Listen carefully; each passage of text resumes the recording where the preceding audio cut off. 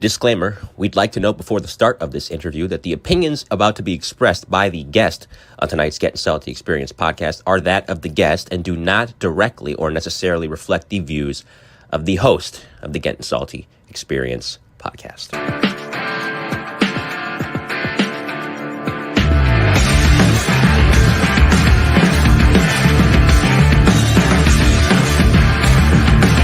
Put the fucking fire out!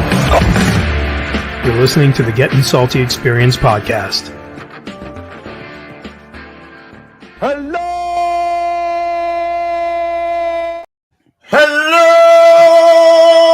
Captain Chaos, QCB, Sammy Peters, Darren Von Eck, Keith Kajeski, Rob Procaccini. Welcome back to the Gettin Salty Experience podcast. Is this the only one? What is it, Gons? It's the only one that what? Brings the kitchen table to you. Brings the firehouse kitchen table to you. Yes, the firehouse. With all the chicanery and shenanigans. Yes. The firehouse kitchen table, you know, you could solve all the problems in the world, right, Ruff? Yes. We're almost at 200. Almost at 200 episodes of me saying, and a what? I think I started that from the very first episode. How the hell did we do that? I don't even know, but all I know is we're getting better looking. I mean, no, you're not. I am. Look at Pete. How good looking Pete is. Hair turned gray. Look at him. Wow, that's crazy. Yeah, we're fast. And he's coming tanned up. All tanned. Yeah. Wow. Smiley now. Look at him. He's paying attention. He's the new Pete. Look at him. Wait. Oh, sorry. What was it? What was that? I'm sorry. Yeah, you gotta love it. Yeah, for sure. We'll be coming with you knuckleheads. We're still not at 100,000 followers, so I don't know what you guys are doing. You can't share it with your friends or have your mother click on it or something. Do something for us, will you? 200 episodes, 200 days. Me and Louis, we had to sit here. You guys can't. Maybe? Don't make me go into another rant. That you guys can't get somebody to get on there and hit the subscribe button for crying out loud. Even if you don't watch it on the YouTube, if you're listening to it, open up the YouTube and subscribe, right? Unless I got to try to get Moose and Rocco out there. We'll get some subscribers at the at Indy. Hey, Moose, Rocco, help the judge find his checkbook, will you?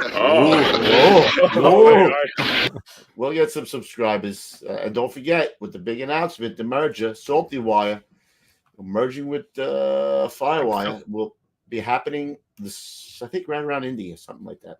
We're going to have like 75 people in the booth. Coop keeps inviting, like, we're going to have like the Salty Wire guys. We're going to have they're not guys. They can't come. Who cares? Oh, Phil's coming.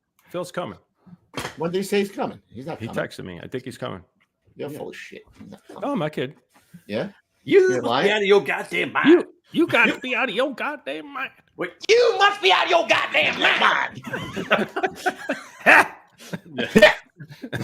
That boy good. That boy good and terrible. All right, before I don't want to be remiss here.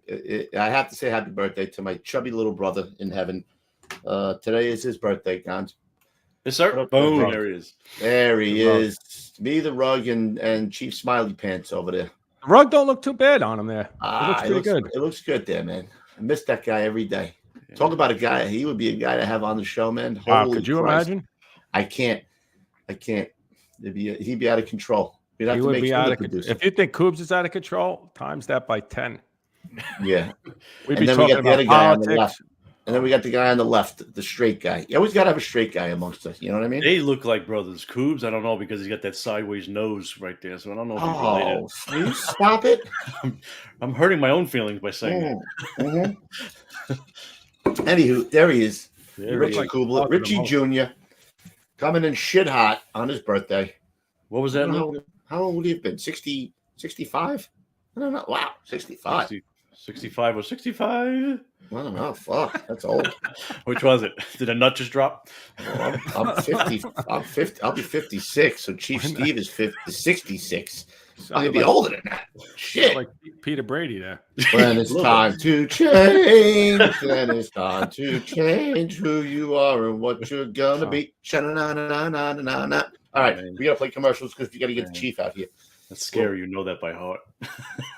Oh, we do that all the time. I know. Come on, get the commercial on there. Do it. All right. Stop yelling at me. All right, here we go. Established in 1930 and under the current ownership since 1987, The New Jersey Fire Equipment Company handles a complete line of fire department equipment and supplies. Headquartered in Greenbrook, the company operates full 3M Scott service facilities in Ridgefield Park and Toms River, staffed by 10 fully authorized Scott certified technicians with a fleet of 6 fully equipped service vans. All New Jersey fire technicians and sales representatives are active or retired firefighters, officers or chief officers, career and volunteer. They understand the business and the importance of their work. New Jersey Fire has represented Scott since Earl Scott entered the SCBA business at the end of World War II. Among other leading manufacturers represented by New Jersey Fire are Globe and Firedex Turnout Gear, Mercedes Hose, Task Force Tips and Akron Brass, Hygenol, Firehooks, Arctic Compressors, MSA Carnes Helmets, ChemGuard Foam, Alkalite and Duo Safety Ladders, BA Face Shield Protectors, Truckman's Choice Saws, Grove's Gear Racks and Washer Dryers, Supervac Fans, RPI, Streamlight, and many others.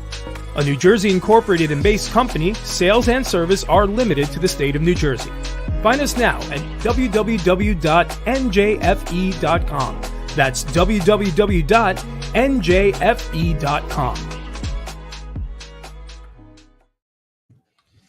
Excellent job. Excellent. Rock. Get autographed piece of please. Yes.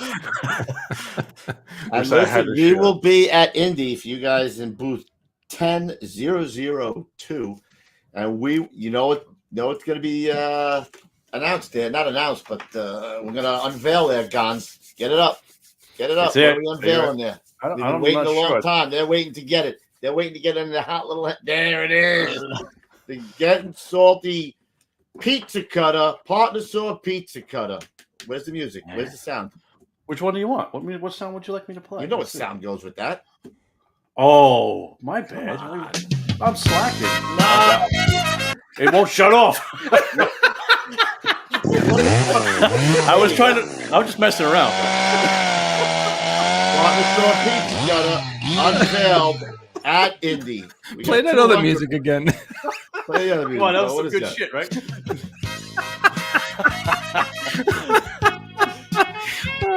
I feel like I want to wear a Huckapoo shirt or something. Oh my God. We only got 200, so get them while they're hot. Oh my God, that's hilarious. Get them while they're hot. That was funny. Good job. Good job. But I wanted to say something else. I don't know. We totally railroaded that. Wow, it was awesome. Good stuff. I feel like we're in bell bottoms. Bell bottoms. Louis going to wear bell bottoms at the show, so come and see him. Oh, shit. That's Booth fun. 1000. Oh, my man Gabe Fox is in there. We're having dinner with Gabe Fox when we go to Harrisburg. Hit the make him buy roof or what? Of course. Come on. Oh, yeah. Get the alligator arms out, bro. All right. I don't want to waste the Chiefs' time anymore. No. So do best. Bring him in here, bro. Get him in. All right, let's go. He's ready, Gons? He's ready to go. Yes, I got the right music. Rip Roll. Yeah, play that new music. That's our new intro. FDNY Deputy Chief Nick Del Rey. Woo! There we go. Exactly the same. Yeah. Well, without the white shirt. I'm used to seeing without the angry look like this. He had the hazmat look back then. He was did? Like no, I don't think so. Yeah. That's only when I visited quarters. All you had to talk serious. to those Nimrods all the time. He's That's all why. serious all day long. Oh, shit. That's How a you good doing, guy, Chief? man. Glad to have you. Wonderful. Thank you very much, guys, for inviting me to be on. I'm super proud and excited. Where are you coming from right now? Where you living these days? You still in New York? Living in Annapolis, Maryland. What? 3 years ago, we bought a house in the Poconos because they don't know how to make pizza in Annapolis or anywhere in Maryland for that matter. So I had to get closer to New York. So coming to you from a log home in the Poconos, where all New Yorkers go from, Brooklyn to the Poconos to Florida to heaven. Is it anywhere near beautiful Mount Airy Lodge? I think I took my girlfriend / wife now to Mount Airy Lodge. You did with the champagne tub? Yes, we did. The hot tub. Hot tub, right. I think Chief's got a hot tub in the back there somewhere. Very romantic. Yeah. There we go. Is this a relative of yours? Mm-hmm. Somebody brand new in the chat tonight. Sorry. All right, listen, before we get started, let's. We got to get before we get started too. Susie says she's not going to be around the show because her husband's sick, so this might be the last time. Susie, we love you. I hope everything works out. Yes. I saw it in the corner of my eye. We love you. We'll say prayers. Okay, guns. Let's get patriotic. Here we go. I pledge allegiance to the flag of the United States of America and to the republic for which it stands, one nation, under God, indivisible, with liberty and justice for all.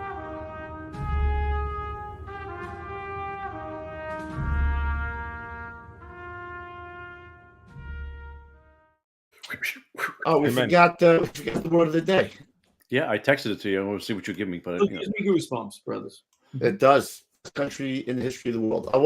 What is your word, Gans? Let me see. my word, Hold on. I don't have one.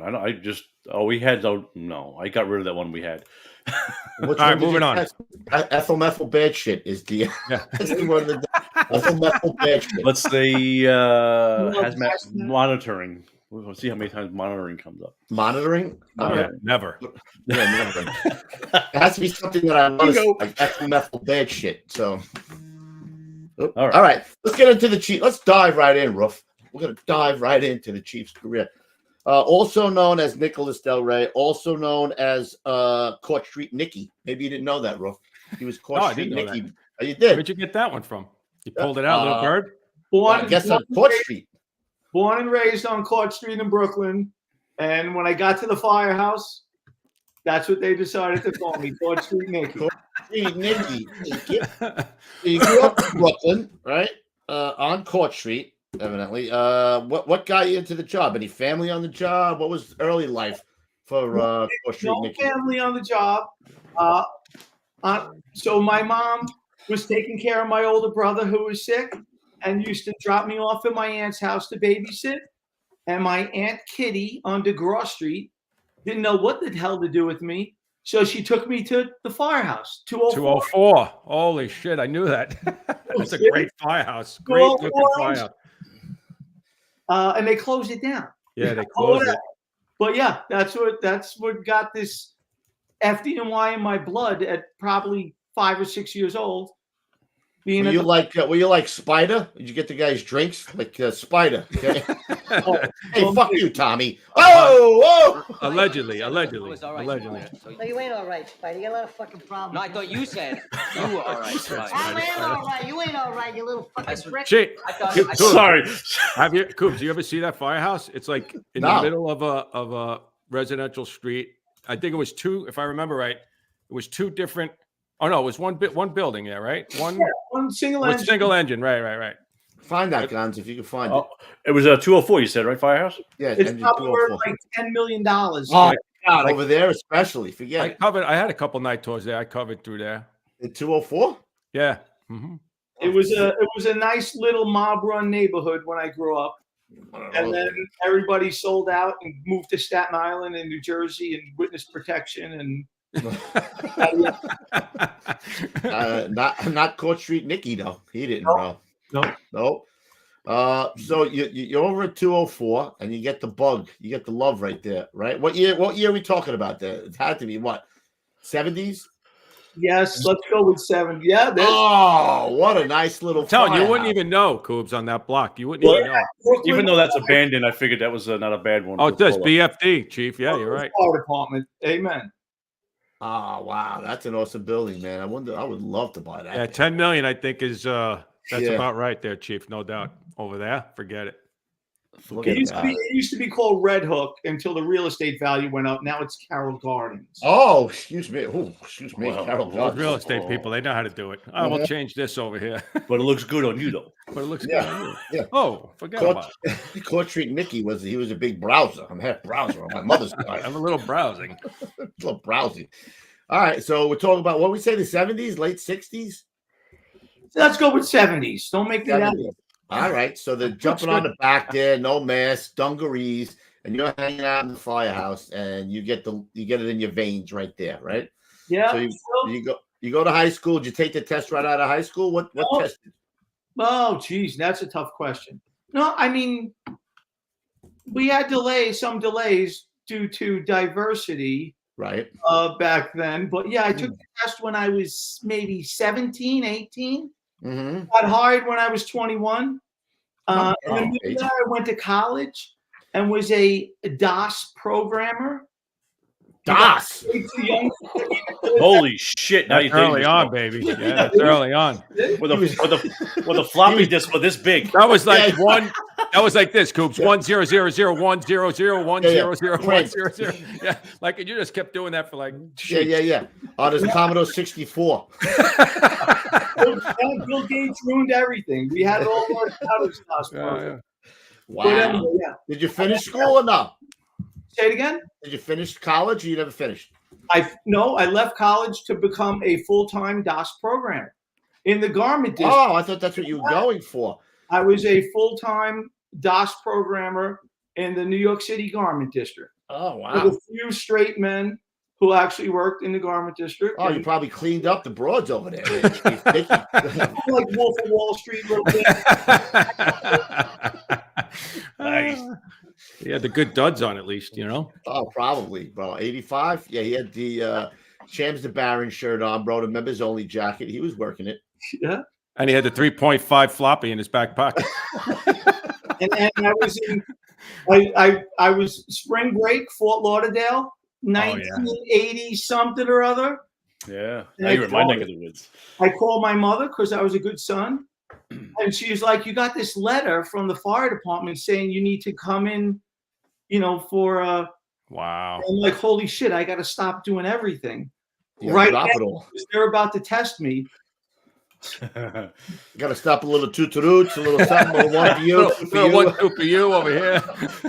No, it was the 80s. It was the 80s. And it was full spring break in Fort Lauderdale. Rookie was down there a few times. Yeah, 86, 87, 88. 87.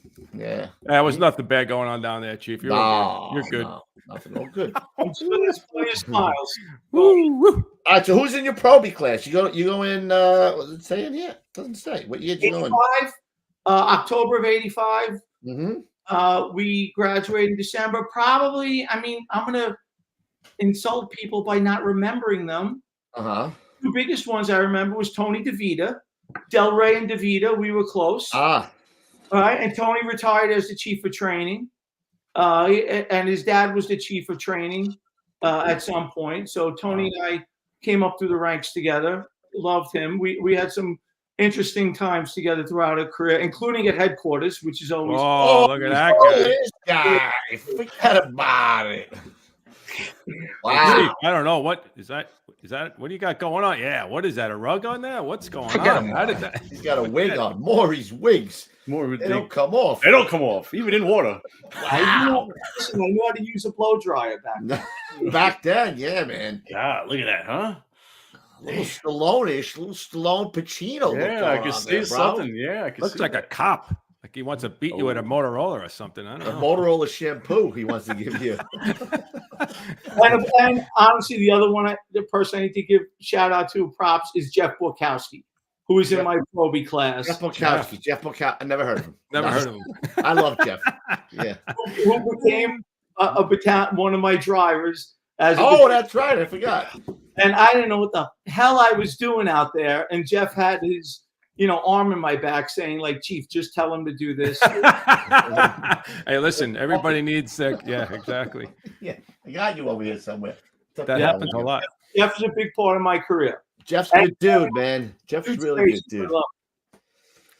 What was you guys did over there in Mass? You made crazy guys, but really great ones, too. Yeah, what's some funny guys? Yeah. I wanted to the other guy. What was his name? DeVito? What? Where did he go on a probie school? I have no idea. His dad was the chief of training. That's what I'm saying. He couldn't help out. He couldn't help out Court Street. 279's right down the block from where he lived. Right? Yeah. Wasn't that close to where you lived? I was actually second due to my house. Can't beat that. You were still living at home. Second due engine, right to mom's house. Right to mom's house. Were you living at home at the time? Yeah, kinda. I had a little like apartment on the side, you know. Come on, I know what you're Little saying. Gomata on the side is So what go- you said. 279 is right under the BQE. Like it's right off the BQE where it goes up and over. And then when we go visit my dad's social club, Dad had a nice social club. Tootie, forget about it, Tootie. We would usually do, you know, AFID, BI. What are we calling it back then? Lou doesn't know, but go ahead. I was just gonna say. We used to do we would end building inspection with a cappuccino or have a little. Oh, there you go. You're right, Ruff. It is right by the BQE. Right there. That's Lorraine. I did a vacation there. The kitchen was on the 3rd floor there. So the second floor. Second floor. The gym was on the 3rd floor. 146 was. Did you have a little pinky, a little something at the end of the day? There you go. Come here for a little espresso. What did Dad do that he had a social club? Or do I not want to know? He was a longshoreman. Ah, okay. Longshoreman, right? Longshoreman. Gotcha. I got you. Now you just can't leave. Now you just can't leave. Right? My uncle owned a fish store. We would go to Uncle Angelo's fish store. The father was a longshoreman. The other guy had the fish store. I was going in the back. I got you. It was good Brooklyn. It was not like Brooklyn today. It's like all hipsters. No, all those hipsters. What No. the hell? Looking for their safe space, running around. I don't know. Nah. So where was the fish store located? On Henry Street. Henry Street in First Place. Ah, so you guys were in the same area right there. All right in the same neighborhood. So you used to go shopping at the fish store for dinner with the rig? Yep. Especially on Fridays in Lent. All right. Good Italian boys. Friday and Lent, you'd go to... I worked as a kid. I worked in the fish store. You did. Uncle Angelo would tell me, like, "Yeah, don't worry about him. He doesn't pay." Oh, He tipped really good though. Yeah. Here's $100, kid. I didn't do that. Yeah, right. keep them coming. You ever look inside the fish? Maybe there was something inside the fish. At my uncle's fish store, we would always get a baby lamb, like around Ash Wednesday, and we would have him for 40 days in the back of the fish store. Alive? Yes. Oh. Until Easter Sunday came. When Easter came, then we had the baby lamb. So who killed it? Joe Scoop. Joe Scoop was the butcher? Joe Scoop? Let's move on. I think it's awesome. I love it. Somebody wanted to know about the Court Street Bakery. What was that? Yeah, it was from Frank. Court Street Bakery? Court Street Bakery, yeah. Court Street Pastry. Oh, well, there you go, pastry. Frank. Get your shit right. Frank? Frank, come on. Yeah, so Frank's got some. Yeah, he's throwing around some names there, right? That's where you got the what'd you get there? The lobster tails, lobster tail, cannoli, tuna. Oh, Gabagool. Come over here. Gabagool over here. He'll be on here for like 20 minutes. I love the neighborhood stuff, bro. All right, I'm getting in trouble. Sorry. All right, so 279. Coffee. 279. How long are you there before you catch your first job? Happy Hookers? Christmas night of '85. So I got there in early December. Christmas night. Good job. Yeah, good job. Yeah, absolutely. What'd you have? What'd he give you? I don't know. I don't think they made it a second. By then, no. Did you have the pipe or would you have backup? No, backup. Yeah, you get the pipe over there. there. Overhauling, then they give you a chance to. Did you? You said you had a lot of Vietnam vets guys there in the. Yeah, no. I mean, I walked in the firehouse as a 21-year-old, like Brooklyn hotshot. I'm an FDNY firefighter, and then there were a bunch of Vietnam vet guys, senior men. Right, that's when senior men were senior men. Right. Kind of helped me grow up right there, like bullshit. Yeah. This is what you need to do, and I don't even know if they really called it They didn't call it mentoring then. It was just an expectation of what you needed to do. Right. And it wasn't always, delivered in the nicest way. Right. But I got the shit mentored out of me. Yeah. You need at 21 years old, right? Like, come on. What do you Sure.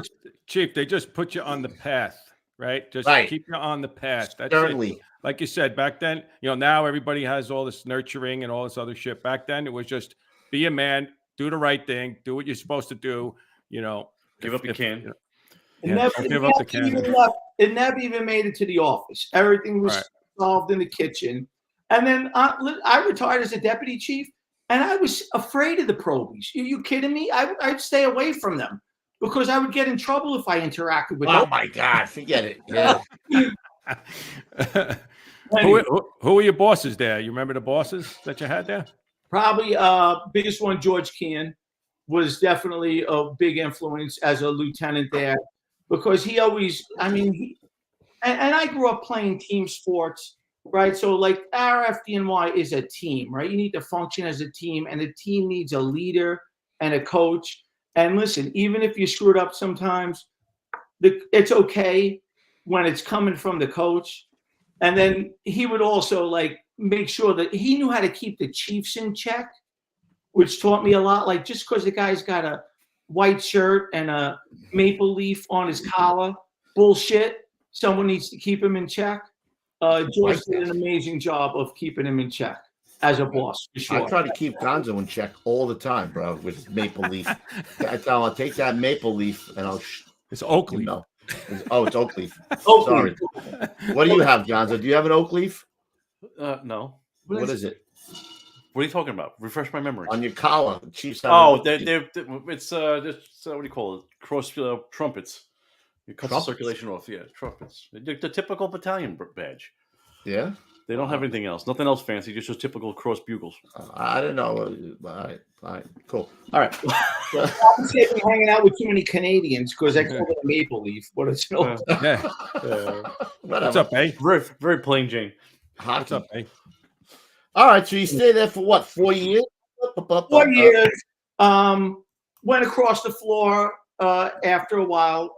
Honestly, a big part of what happened there was, John Devaney was a important part of as a role model. John was a fellow firefighter in Ladder 131, and February 3rd, 1989, John got killed at a fire that I was at with him, and just, made like, holy shit, this is real. Right, like we have great times, right? You guys all know this already, right? We have great times in the firehouse, and then there's a moments like, JD, John Devaney, was on the lieutenant's list, role model firefighter, did everything that you're supposed to do. I don't know, 1, 2 in the morning, second floor tenement fire, people trapped on the floors above, 131 second do truck. John drops the fire escape drop ladder up the fire escape, searching. Listen, that's what we do by yourself or above, people trapped, and John got caught in a flashover. And I'm like, at the time I was like maybe 24. I'm like, Are you kidding me? The guy did everything you're supposed to do, and he got killed. Yeah. Well, and the fire doesn't know that you can do everything you're supposed to do, and it still goes sideways. Right. That was like an awakening for me. Like, holy shit! Imagine if you don't do everything you're supposed to do. Yeah, right. Then the chances are even greater of getting to kill. So that was a big deal, and we had the second line. We put out some fire on the fire floor, took it up the stairway to the floor above. And when it flashed over, we were on the stairway of the floor above, and had to fight our way down, putting out fire to get off the fire, get out of the stairway. Wow. And and that was all good. And then I remember like someone telling me, I think Buster Moore was like, "Hey Nick, that was JD got caught in that." I'm like, "What? Like, are you fucking kidding me? Like, how did that happen?" And and then I remember being in the kitchen at like 4 a.m. when we finally got the word like he was taken to the hospital, and we lost him. and sitting there with Mayor Koch at like 4:30 in the morning, and Mayor Koch is like stuffing brownies in his face. And like, are you kidding me? What? Look. Yeah, it's like Bizarro World. Yeah, yeah. So I mean, as a young firefighter, like, holy shit, I need to be on my game. Real fast for you, right? Yeah. So yeah, I mean, you know, you can close your eyes, and 1989 was like yesterday. Yeah. You know what's funny, Chief, is you say that like I was on the job a year when Captain Drennan and that for the Watch Street fire, right? And I remember, you know, I only had a year on the job, and I remember that was like an eye opener to me. And then it just seemed like a couple of times a year, like it was happening. It was Louis Valentino. It was, you know, all of these names. I used to remember all the names, you know, for all of those years. And Louis was a Red Hook boy too. Yeah, right. Exactly, right. It was just, yeah, I think he was he 131? And then he went to 147, if I remember. Well, 147, the banger. He was a big softball player. Softball player. Too, yeah. But I do remember all of those jobs. And it, like you said, that what you just said hit hard for me is that you got to be on your game, because all of the fun stuff, like you said, you could be laughing in the firehouse and then having the greatest time of your life, laughing and bullshitting, and 10 seconds later, you're on the floor above, and it's as real as a heart attack, right? Yeah. It's crazy. It really is. That part is crazy. So, I mean, that's what got me to like focus on really, I don't want to say studying, but knowing your job, because that was the expectation. Like, no one's going to teach you this. I mean, we're going to teach you this, but you also need to know it. Like, do your part.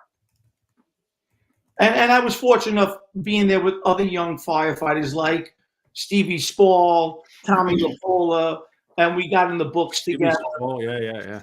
And you know, it's always good. Again, misery loves company. It's a good team sport when you're doing it together with other people. Louis really got an intimate relationship with Captain Spall. I hit his car with the rig. No. In 61, I was backing up. We were turning around to go to a job. We were going to some box. We were backing up on the apron, and I was backing up, and he had his car parked on the sidewalk, but right close to like the front door.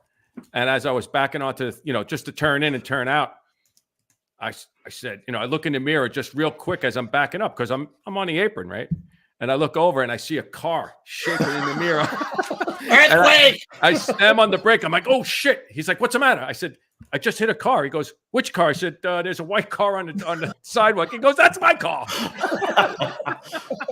But thank God it was nothing. It was nothing. It just hit his bumper. He's a good guy. I like Spall, man. Where is he now? He lives upstate or something? Where is he at?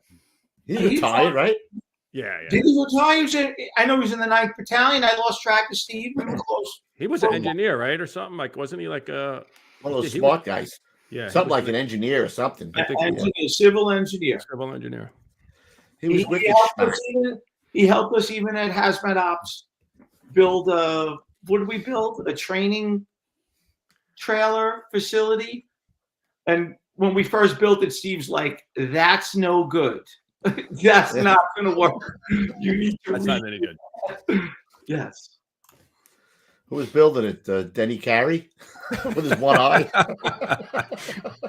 The black dude. He had the black dude with the P cap. Remember that, or whatever, that guy? At his wake, yeah. Yep. He was a funny guy, Dennis Carey, man. Oh man, one of my favorite guys.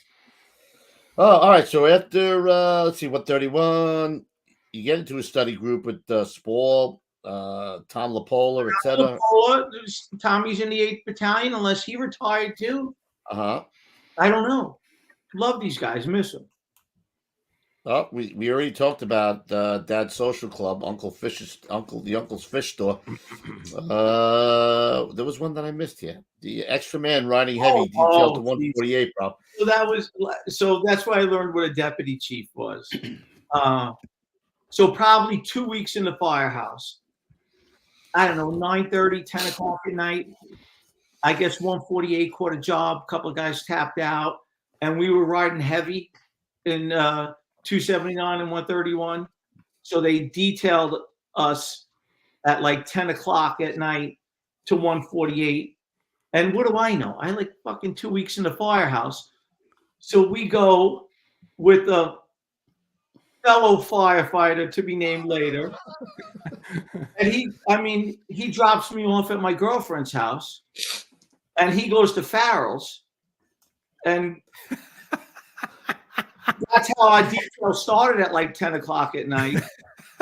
Picks me up at like 2 in the morning, and we're on the apron of 148, and he just finishes his last one. Soda. You know, fucking Kobe. So we walk in there, and there's a deputy chief waiting there for us. and Jimmy's and he's like, where? And the deputy chief's yelling, like, where the fuck have you guys been? And Jimmy's like, hey, Lou, we got a flat tire. We stopped for ice cream. I'm like, we stopped for ice cream. He's got a friggin' eagle on his car. Oh my God, I love it. And then he's like, and you took this Proby with you? And like, what do I? Anyway. All you had to do is look dumb, like, oh, I don't know. Yeah, I think I did. I think I did because he wasn't yelling at me. I had a couple of those scenarios, very similar to that. You did something like that, but that was like a common thing. Like if you were going out like that, I mean, I'm sure they're not doing it now, but it seemed like back then they were doing that type of thing where you might be able to get lost for a few hours if you were traveling there and there was a lot of traffic and you know, allegedly, you know what I mean? They were just pushing the envelope a little bit. I obviously wouldn't do that now, but yeah, seemed like that. When I got back to quarters, literally my locker was on the corner of Hamilton Avenue and Lorraine Street. Like, that's it. I'm done. My career's over. Oh, all that. Remember that? Throwing lockers out the window and all. You can't do that down the basement stairs, right? Down the basement stairs. Or you change it. Your change would be everywhere, right? All your, you know. But guess what? George Kean, who was my lieutenant, who was good friends with the deputy. Squared it away. Took care of it. It all went away. Isn't that funny how that can happen, man? Listen, I'm sure there was some recourse. I'm sure that the boss not always. On. Yeah, it's amazing how some things could just go away mysteriously. You know what I mean? He got him a bottle of whatever his favorite drink was, and it went away. Yeah. Maybe had you taken that route when you did a little finger poking, maybe you wouldn't have went to Staten Island. You know what I mean? I don't know. If you could have found out what the chief drank. I'm just saying. Right, Cons? A case of scotch as well, I'm thinking, you know. That might be worth it. You know what I mean? You never had a lieutenant finger poke you, have you, Luke? Chief? No, that's not what happened. No, that's not what happened. Don't even look. I did not poke anybody. You didn't poke the chief in the chest? No, he was on the show. He said that I did not poke him. I did not poke the chief. So I'm embellishing a little bit? Possibly. Why let the truth get in the way of a good story? That's what I'm saying, right? Were you finger pointing? The chief was just looking at me. He's like, Were you finger pointing? Were you finger pointing? I mean, I could have got my guinea up. I could have been doing. Oh, you could have been with some of this, some of that, right? All right, just checking. Never liked you, but you do like him. That's a funny. I do like him. He's a great guy. Now. Let's that part out. In the heat of the moment, you never. It was. You don't want to get anywhere near lose heat of the moment. I can tell you that right now. So 94, you get promoted lieutenant. Actually, just a couple of days before I got promoted, I was in the bucket at a fire, and it blew out on us and like singed my eyebrows. And then showed up a promotion with like singed eyebrows. They're like, wow, look at this guy. He's saucy, bro. I mean, we put out work, but I mean, showing up with like that silver dine all over your face. Yeah, I was turning up the other day. I want to talk about it. My eyebrows off. What you said to me better be good. There it was. It blew out on me, and next thing I know, I had no hair left on my face. So 94, you get promoted to lieutenant, assigned to Division 14, Roof. 1-4.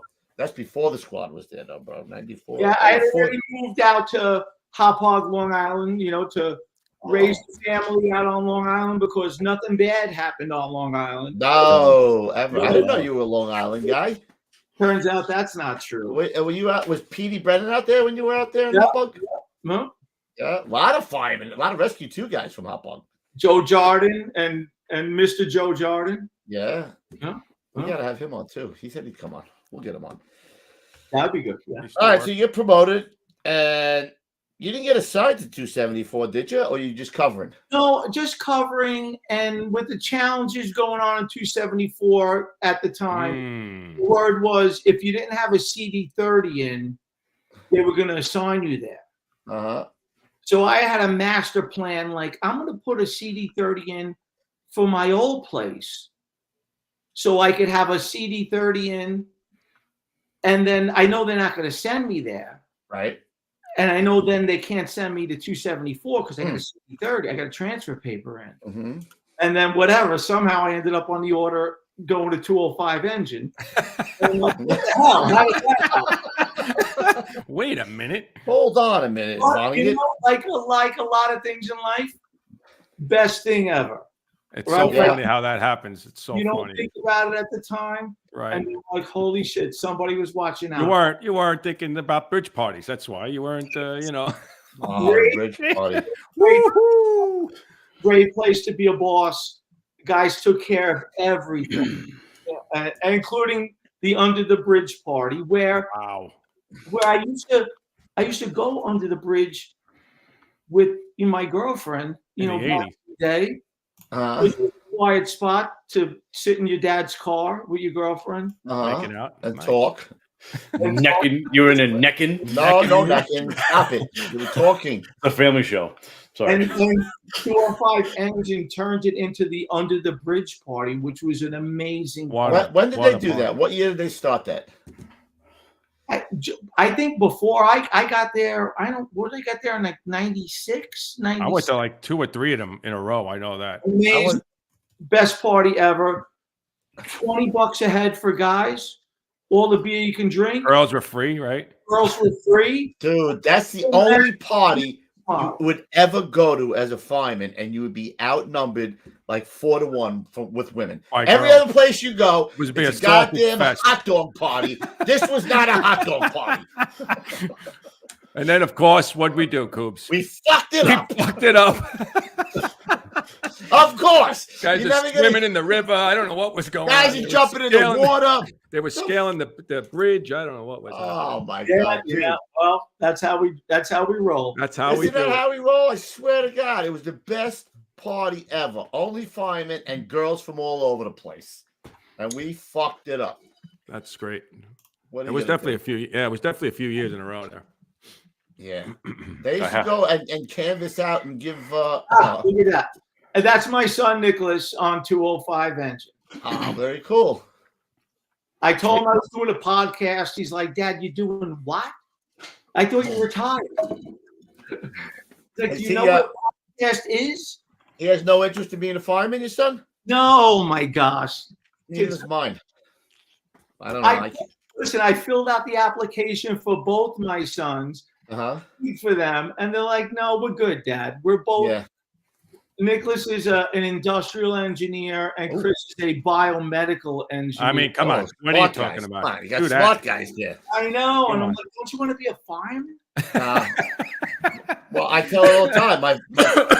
Oh, look at that guy. That's Chris, right? That's Nicholas also. That's Nicholas. Okay, my mistake. I thought that was Chris. That's a nice picture. Sorry. Hey, Chief, you know what I want to ask you? What was it like going into some of those buildings over there? By 205, those big lofts and all that stuff that they had over there. It's crazy, right? Well, I mean, at the time, they were mostly vacant and just turning into AIRs, right? Artisan residence. Yeah. Damn, I should have bought.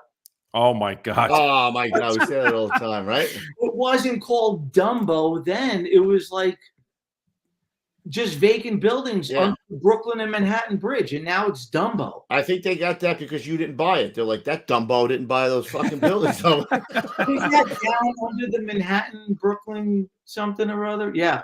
I don't know. Same thing. Amazing view of the city. And, it was just, a lot of like vacates, just people living in warehouses that were locked in the building, and I don't know. Then the real estate took over, and a lot of old buildings over there, right? Really old, really old. That's got to be the oldest part of the city on that side of in Brooklyn, anyway. Yeah, absolutely, man. Yep. What a great place, though. No, 205 and 118 was a great firehouse. Both responded to, the World Trade Center. I still wear the bracelet for the brothers I worked with there. Amazing guys. Played softball together. I was like the shortstop coach of the team, and we went to the city playoffs. And that's cool. That's great firehouse. That's an iconic picture, right? That's 18. Isn't that 118? Is that 110 or 118? Right on the highway, you see the. Yep, responding to the. Yeah. Absolutely. Did they lose everybody there? Yeah. They lost both companies. Wow. That's great place, great bunch of guys. Brooklyn too, man. And I mean, now I see on Saturday Night Live, Pete Davidson is a big deal on Saturday night. Scotty Davidson was his dad. He would bring him to the firehouse. Oh, he was from there? Yeah, he had nothing else to do with his kids. So wow. I didn't know he was from there. I knew he died on 9/11. I didn't know he was from that firehouse. And another great fireman, there, Tony Carbone. Tony Carbone, who was one of my chauffeurs in 205. Nice. And I love that guy, man. That guy he's a great guy, man. He really is. He is one of the nicest guys in the firehouse, always, he's one right? Of the funniest guys too. Like when you get to he seems like just a straight up guy, but dude, we're sitting in the kitchen one night, squad and hazmat, and who was that guy? Josh Rita? Ellen. Oh no, Reader, Josh Reader. Yeah, right? Josh Reader's just sitting in a chair against the Coke machine, with two things like that. Tony Carbone comes in, he's boxed. For whatever reason, he decides to kick the legs out from under the chair. And Josh does a Charlie Brown. For no reason whatsoever. Well, I know why he did it. He's a funny motherfucker, man, that guy. I love that guy. Is he still he owned a bar in Manhattan, didn't he? He did. Tony was everything. Travel agent, bar owner. He had a million ideas to be a millionaire. But when I went to the HazMat Battalion, when we first started the HazMat Battalion, I'm like, I need a driver. So I called 205, and I don't know, I think they had me on speakerphone in the kitchen. I'm like, hey, guys, I need someone to come. Tony was like, I'll come to HazMat. Is that how he did that? Yes. No shit. And now he's like an instructor. Yeah. He's a good dude, man. They had some good dudes, though. I mean, when we first got there was some guys there for the wrong reason, but as it progressed, like after 9/11 especially, right? Oh, after 9/11, yeah. And now forget about it. We say that all the time, Chief. After 9/11, like the guys that we responded to in 1998 compared to the guys that we responded to, late, right after 9/11, and then when I came back as a boss, it was night and day, legit. Yeah. Like, we talk about that a lot. The guys were just there for the wrong reason. They were just there, for the money. Not all of them. Some. No, I said some of them were. So, but they weeded them out. But some funny guys were squared away. And anytime they pulled up on something, as later on, I was just like, they would explain things. Thank God we're in quarters with them. Yeah, hell shit. Freaking hell yeah. Hell yeah. We didn't have to do it. Shit. Yeah, holy shit. Yeah, Thank God for that was a good idea to put a squad and a hazmat unit in the same quarters. That's a crazy idea. Originally, we were supposed to be in 316's quarters originally, and then Von Essen wanted us in hazmat, and who the hell? The other person, was it Fian? Wanted us in 316. And I guess Von Essen won because we went over to 288's quarters. But that's where I watched where you guys had Bob Ingram on. Bob would know the exact story. Oh, it was. Yeah. That was great. That was a great show. I told you, man. I was telling the chief before, like, I got a whole different perspective of Ingram because he don't talk much, but when we finally got to talk to him. Listen, we've said that on this show countless times with different guys. Like, we talk about who is the chief? from 26 truck. I can never Chief Fanning. Right? Oh yeah, man. So again, me and Coobs, we got 4 years on the job, 5 years on the job, with the 3 fires in our life, and we're looking at this guy like, who's this hazmat chief? Like, who the hell is this guy? Meanwhile, I see him for the first time, like he's walking like this because he's got a rack on. His medals are like this far on his thing. He's been in every place that's you could ever even imagine that you could, but yeah, it's that seems to be the case. And then that was the same thing with Chief Ingram too. Yeah. Chief Kleehouse is asking about to ask you about Vernon Cherry. Best national anthem singer. And he always made lasagna. He made lasagna. Like, there's a black guy making lasagna. Nice. Yes, Vernon was a great presence in the kitchen. Absolutely. Mozanya. You gotta love the brothers, bro. Mozanya. All right, so let's get back to the Chief's career for crying out loud. Like, I wasn't a hazmat guy, right? I grew up in Brooklyn. I was a Brooklyn fireman. And then, I came to hazmat post 9/11 to try to help out things. And there was a bunch of, I was supposed to be in charge of them, and they knew so much more than me. Right. When it came to, responding to hazmat incidents, but I was the chief. So you really had to stay open-minded to guys like Jeff Borkowski, Timmy Regan, right? There's another to drop. Like, these guys just knew their stuff. Yeah. And I never got to meet Kevin Smith, but I knew, the legend of Kevin Smith. Quiet guy. Scalzo, Dennis Scalzo, all those guys. Oh my God, Dennis Scalzo. Yeah. Yeah. You don't want to get that guy to get his hands on you, bro. Right? Big hands and strong guy. I don't want to get too far ahead. Hold on. Let's not get too far. A bit of a weird dynamic. The pre 9/11 hazmat guys and the post 9/11 hazmat guys, and how they came together or didn't come together. Yeah, was a little bit of a weird dynamic, as we all dealt with it back then, Let me see where we are. So we did that. Brooklyn Bridge Party. The Brooklyn Bridge jumper under the River Cafe. Even though like 131 and 279 and 205 were relatively close to each other. One was Red Hook and one was Brooklyn Heights, which was like, Brooklyn Heights was always like uppity. Mm-hmm. And I remember responding to like a jumper off the bridge. And, like, you kidding me? There's a jumper off the bridge. We're going in to find where that is.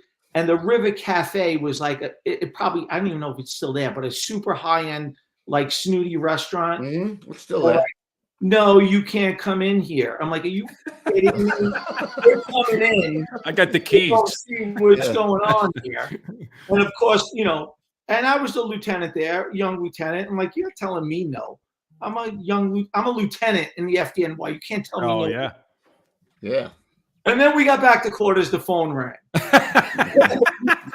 You didn't pull the old, you know who I am? I'm Court Street Nicky. I don't know if you know that, but I'm fucking coming in this joint.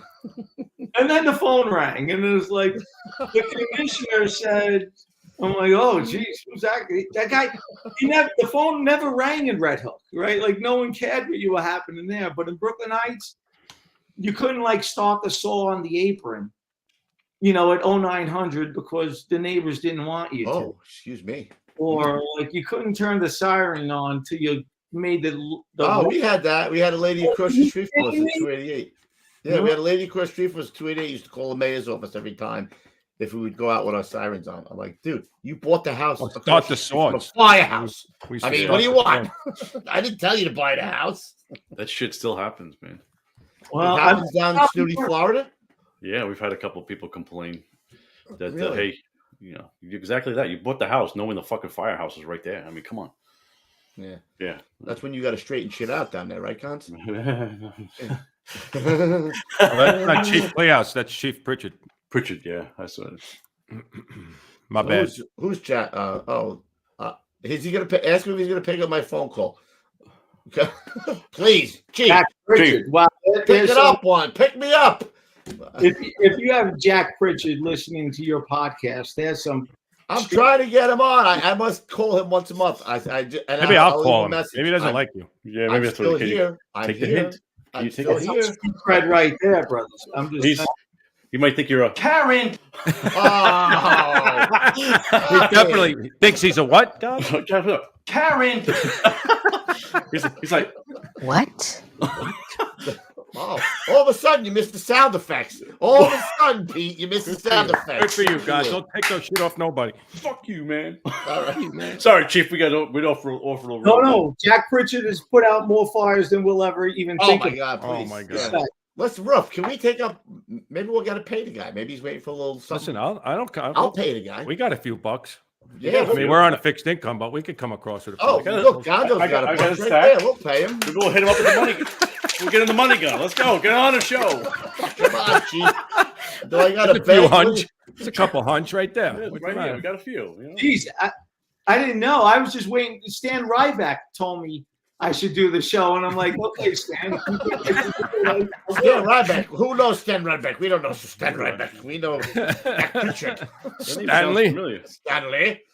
All right, so 99, you get promoted to captain. And, assigned to headquarters. Ouch. Yeah, that was. Ow. And listen, that was my first dose of headquarters, which is, I mean, I'm sure it's better now, but it wasn't. Oh, look at that guy. El Capitan. Look at his stash. He's got the 70s porn mustache working there. So you got this look, and then you got that. What a change. That's wow. A lot of pressure right there. That's what happened. That's actually happened. The way to command on him right there. That's the way to command on That's him, what the job does to us. You ever see what the president looks like when he goes in and when he comes? Oh my God, that's hilarious. That's him right there, bro. From firefighter to captain. You know, I used to teach the flips class. I'm like, brothers, you guys screwed up. You had the best job in the world. Being a New York City firefighter is the best job in the world. And you guys screwed it up. You got promoted. Me too. That's why I never studied, Chief. Thank you. Somebody's got to be smart in the room. What's for chow when we go into a job? That's it. Right? I don't want to say, I don't want to blow my own bag, but the highest paid fireman on the whole FDNY would be the chauffeur in the squad company. I'm just saying, highest paid fireman on the job. Or a tech engine. Did they get the 12%? Yeah, of course. Yeah, what are you kidding me? What are you talking about? What are you walking around? What are you doing? I was all full of myself, and now you had to fucking piss on my birthday cake, bro. It's only like 8 more engines. Don't worry about it. I wanted the highest paid fireman on the job. All right, how about that? I would like to take credit for creating the tech engines, which I didn't. I helped bring them into SOC, which was whose idea was that? Who planted that seed? John Cassidy. Come on, we're gonna give him credit. Absolutely. Oh man, absolutely. I went to headquarters and talked to about it, but it was John's idea. Like they were such a pain in the ass. Like we trained them, but we weren't in charge of them. And the battalions that they were still in charge of them. What? Say it again. The battalions that they were in still was really. That's and then and I don't know. Was that like 07 or 08? I don't know. Was it sometime around there? Yeah. John sat in my office like, "Hey, Chief, I got a great idea," which he did that about a dozen times. Well, and most of them were right. Even a broken clock is right 2 times a day, right? I mean, so John's gonna be, throwing enough shit against the wall. Something's gonna stick. Something's gonna stick, right? Yeah. So let's not get ahead of that first, because I have a lot of questions about that time. Assigned to headquarters. Then you go back and cover in the 14th. Yes. For almost 3 years, 2.5 years. Where'd you cover? What places? 2.5 years everywhere, not only in the 14th, citywide. We were like surplus and captains. It was literally tour to tour. Right. Until you were working. So it was just like anywhere and everywhere. Playing in a traveling band is what you were doing. No doubt. Living out of the trunk. Yep. And then I found this like 262 engine place. Mm-hmm. That's good. The river rats. Sweet spot on 21st Street. Yeah, that's a good spot. With Dean the Dream Nelligan. Yeah. Dean Elliott. There was a lot of senior guys there. Yeah. 5-man engine. Yeah. You know, so we were able to, you know, get some. But I was just a covering guy. They had a senior captain there at the time. But I was doing his vacations, and I was eyeballing it. My old volunteer. You had that in the scopes. You were all lining that baby up. Absolutely. Yeah. And then Father's Day happens. Father's Day fire, which honestly, that was my scheduled tour to work. Mark Forrest, Lieutenant Mark Forrest, who became at least Battalion Chief Mark Forrest, was like, "Hey, I'm coaching my daughter's softball game. You know, can you work for me on Saturday and I'll work for you on Sunday, Father's Day?" I'm like, "Really, Mark? Okay." So yeah, Mark ended up working for me that day, and knew the building, right? Because that was their BI district, right down the block from them, literally. Hardware store. And honestly, that's again one of those moments, because I know I would have, you know, knowing my SOPs, I would have took the first line down the interior cellar stairs, which Mark knew not to do that because he had a back entrance that was above grade. We had the first line at the top of the stairs. So that's right. You guys 288 and HazMat. We had the first line at the top of the stairs because we were on a HazMat run, and then John Flynn. What? That's so crazy how that happened. John Flynn released us. He says, "We got this. Don't worry about it." You know what the funny part was? As we're rolling out, he says to Capt Murphy, "This looks like bullshit. So if you want to just take a slow ride," Capt Murphy's like, "No, we'll head in with you." And we go in, and Flynn says, as we pull up on the radio, "We got this, Cap. It's nothing." We made two rights, and some lady came running out with a stroller in front of us saying, "Oh, this hardware store is on fire." Like, what? So the rest is history. Rescue was right there too, right? Was it Rescue? No. Rescue was in Manhattan. Rescue was in Manhattan at another job, and we were there for a long time by ourselves. And then they released all the companies from around there because they were all at the supermarket that had the gas leak. And then when we gave the 1075, we were there long enough to force entry, force to roll down gates, drop two lines. And then by that time, all the companies were coming in. And the 262 brought the line to the rear, I think, because Capt Murphy said it's right behind that door right there. You know, if you can get it. But it was such a fucked door that they couldn't get it open. They had trouble getting it open. So and then like you said before, you could do everything right, which we did. We had the line at the top of the stairs. They went around the back. They had the fire right there. And you could do everything right. And it still fucking goes sideways. And shit happens. And guys die. It's crazy, right? Like, yeah. Even outside, guys died. You know. Yeah, I mean, really, right? Rough like Downey and all those guys. Yeah. Mm-hmm. To lose 3 guys on Father's Day morning. Mm-hmm. That's the worst day ever. Until 3 months later, the new worst day ever. Crazy. Love the job. Crazy. It's that what you say, right, Roof? Murphy's Law. He's going to find you, man. It's just going to fucking happen. Don't put it out there in the open because, like you said, it's, I mean, those guys from 262 were lucky, right? After that thing blew up, you know, if they were that close to the building or, you know, maybe if they had an easier chance getting in that door. Maybe that was the door that those guys were forcing that, you know, all the bricks fell on them, you know. Well, like 30 seconds before we went down, before it blew up, Capt Murphy goes, "They're not getting it from the rear. You guys got air in your cylinders." We're like, yeah, we never turned them on. Turn on your cylinders. Turn on your cylinders. We took one step and boom, the whole fucking thing blows up. So if we had gone down there 30 seconds before that, what would have happened? A minute before that, 2 minutes before that, crazy. What would have happened? That's crazy. And then for him, Fahey, who's 4 or 5 guys down in the line, right? Yeah, he darted down there first before we put our masks on. Oh, he did go down there first. Yeah. Yep. Yeah, so you could see where those guys were in that picture, right, Gons? Like you were saying. Yeah, that's what I was just saying. It's I'm hoping it's the right photo. This is what's coming up, and I'm not sharing the right. We came out not where we came in. We came out where there was no wall left. Yeah, well, that's what that kind of looks like here. So, like you said, it's just luck of the draw. Who knows if you were working that day, Chief? Maybe you would have thought something else, you know? Absolutely. That's what I think. I think I would have tried to make it down the interior cellar stairs, like right with the way we're trained to do. this crazy circumstance. You never know where you're supposed to be. What if we didn't go on a hazmat run and you guys wound up first doing? You went down those stairs, and if you didn't take off to work for that guy, I mean, it's an incredible domino effect, right? The assigned captain of 262 is like, I just want to go somewhere quiet for the rest of my career. I'm going to take a detail to the ceremonial unit. And then September 11th happens. Yeah, the ceremonial unit is like the craziest place to work. Yeah. ever. Unbelievable. Yep. You never know. Like, there's a million stories. So you got promoted to chief right after 9/11? Is that how that? Yeah. I remember being down there and, finally get in touch with home. And it's like, this chief, I think it was Chief Francis, called my house and said, like, because we took the battalion chief's test, I remember, April Fool's Day, April 1st, 2001. And, I was top of the list there, and they were going to, like, promote. And I called personnel. I'm like, let me talk to this Chief Francis. What are you doing promoting on September 17th? Do you know what we're doing down here?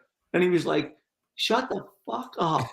Really? Like, you know what we're doing here? Like, what we need to do. You're going to be there or not? This is what's happening. I'm like, sorry, Chief. I guess. Shit. Yeah. Well, everybody was a little tense after those. I mean, dude, we just lost 343. I mean, we were decimated, right? With chief officers, with firemen, with SOC. How many guys SOC lost? And so it was. We did a promotion right outside of headquarters on, I think it was September 17th. Yeah, you got promoted. My brother got promoted deputy. With Steve, yeah. Yeah. Wow. Yeah. Yep. And then, again, just covering, during those crazy days between working down the, ground zero and covering in the field. And but it's still at this point, you had no ambition to go to hazmat, right? Not at all. It wasn't even entering. It wasn't even on your radar. I don't want to be one of those guys. How do you go from that to be in charge of all hazmat? It's amazing to me. Well, I ended up somewhere along the line, and I remember when you guys did the interview with Bob Ingram, right? Like that fall of 2001, besides the Trade Center, the Rockaway airplane crash, the anthrax incident, and all the white powder shit they were doing, all the white powder runs, like crazy. I ended up in Bill Conway's spot in the 2-8 Battalion, which was a great spot. Oh man, yeah, great spot. And then I think Bill needed to get back to his spot in like the spring of 2002, and I was about to live out of my trunk again, and he was like, "Why don't you go to Building 8 at Randall's Island and see if you find this guy Bob Ingram?" And I went over there, and Bob was like teaching a probie class, besides like rebuilding, and he's like, "What are you doing tomorrow? Why don't you come work for us tomorrow?" And I'm like, "Okay, I'll give you 30 days in the hazmat battalion. I'll do a 30-day detail in the hazmat. I don't have to live out of my trunk." Right. And then the 30-day detail extended to a 60-day detail to it. And it was just, literally being in class during the day and being the on-duty chief at night. So, Chief, did you take all the classes to become a hazmat tech? Did you take those classes? While I was the on-duty hazmat chief. You were taking it. They're like, "Chief, this is what we got." You're like, hold on a minute. All right.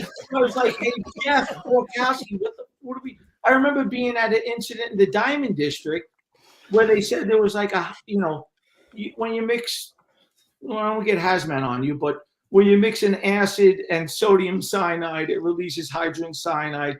And we're in an incident in the Diamond, and I'm like, I'm going to get in there, and I don't want to lose my spot here. I'm the rescue battalion. I don't want them taking my work. And it turns out like it was me and hazmat on the floor. Nobody else was there. Nobody else. You got it. Right, from like regular fire trying to fight for your spot to like, no, you got it. Let us know when. When that at the metal bad shit turns out, that's Oh, it. where you got? Oh, I told you. There it was coming up. Okay. Means you gotta have a drink. Yeah, all of a sudden you don't have to fight for the doorway anymore. Right? Yes, I did do all the training while being the hazmat chief because I mean you're supposed to be the chief, right? Like Ingram was like, no, you're the chief. I'm like, holy shit. Wow. I need help doing this. Who else? Who were the other chiefs there while you were there? I don't remember who. Oh my gosh, Pete Stubbe, right? It was Stubbe, right? Stubbe, who was a captain of HazMat 1, who was also like a chemical engineer. Vinny Doherty, also I think a chemical engineer. He was Chief Ingram's XO. Right. Like Stan Ryback, Tony Confessori, Joe Amadeo. Like these are all like born and bred hazmat guys. So Stubbe's like, what do you think there, Nick? And you're like, yeah. Oh, it's bad. It's bad. Fake it till you make it. That's got to be like, listen, becoming an officer in general is tough, right? You know, even if you're a firefighter, you become a lieutenant now, you got to learn, you're still a firefighter, but you got to learn all this other stuff. To be a chief from captain is a big difference, obviously, right? And now you're in charge of that on top of everything. You must have been like losing your mind a little bit, right? Like I mean, that's what you just need to, I think you just need to, be a people person. And fortunately, most of the brothers know how to help you out, right? Like, no one's looking to make the boss look bad. We're all here together. Right. Especially if you're honest, like up from, hey, listen, it's going to take me a while to get up to speed here. I'm going to lean on you guys a little bit till I get up to speed here. And then you may hit a couple of dicks along the way. No. I'm never going to mention here, but unfortunately, I think, and nothing I did was me. It was always us. And it always felt like it was us. It was the other chief officers, the brothers in HazMat 1, the guys at HazMat Ops, trying to do the best we can to, go home at the end of the tour in a good way and get our job done, right? Like we like getting our job done. We don't ask for help very well. We like getting the shit done. Did it take a while for you to get used to, like, you go out on a run as a fireman or an officer, you go, you do your thing, you come back. HazMat, you could be there for hours, man. So did it take a while before you got used to that? Like, going out. But I think the other part was, like, and we don't need to be here for hours either, guys. Like, let's not overanalyze this, right? This is also like emergency response. This is not chemistry class. Right. So don't get crazy with it, because that's the other part. Sometimes it gets a little stupid and crazy. Like, let's just do what we got to do and get out of here, right? That was the other part of it. Right. Do you still keep in touch with them? What's that? Do you still keep in touch with HazMat? Some guys, John Cassidy, Anthony Castagna, who I love Castagna, as crazy as he is. They're doing a lot of work now with these batteries, man. Oh my gosh, you ain't kidding. Paulie Rogers, Paulie Rogers. Paulie quite a bit. Yeah. I remember Paul. I mean, Paul was also one of our drivers before he got promoted to lieutenant. Right. And then, Paulie Rogers is like, I always say, he's like Bill Clinton. Like, everybody loves Paul. Paul can tell you anything. And he's got good hair. He's got great hair. He's got great hair, bro. Great hair. And he'd be like, Chief, I want to go to headquarters to talk to fire prevention about these lithium batteries. Yeah, he's fucking great. You want to do what? Can we just put water on it? You know who my guy was? My favorite guy? John Berner. Oh, another good guy. Johnny B. JB, I would roll in as a squad. He would be the mat, right? We'd get there. I'd go. All I had to do was go like this. Watch. He'd be like this. Louis, you're up. All I had to do was make eye contact. I'm like, you sure you're good? You need anything?